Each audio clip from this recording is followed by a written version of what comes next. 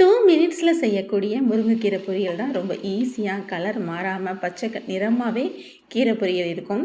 நல்லா ஃபஸ்ட்டு ஒரு பேனில் எண்ணெய் ஊற்றி எண்ணெய் ஹீட் ஆனோனையும் கடுகு வத்தல் போட்டு தாளிச்சிக்கோங்க. நறுக்கிய வெங்காயம் சேர்த்துக்கோங்க.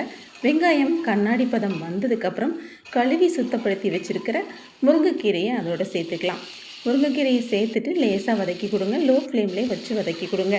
வதக்கி கொடுத்துட்டு லேசாக வதங்கப்பட்டனையும் தண்ணி தெளித்து கொஞ்சம் தேவைப்படுற அளவுக்கு தண்ணி ஊற்றி வேக வைங்க. இந்த தண்ணி வத்துறதுலேயே முருங்கைக்கீரை கரெக்டாக வெந்துடும். மூடி போட்டு வேக வைக்காதீங்க. மெயினாக மூடி போட்டால் கீரையோட கலர் சேஞ்ச் ஆயிரும். நல்லா தண்ணி எல்லாம் ட்ரை ஆனனையும் தேவையான அளவு உப்பு சேர்த்துட்டு தேங்காய் திருவல் சேர்த்துட்டேன்னா சுவையான முருங்கைக்கீரை பொரியல் ரெடி. நீங்கள் ட்ரை பண்ணி பார்த்துட்டு எப்படி இருக்குன்னு கமெண்ட் பண்ணுங்கள். பாய்ங்க. நெக்ஸ்ட் வீடியோவில் பார்க்கலாம்.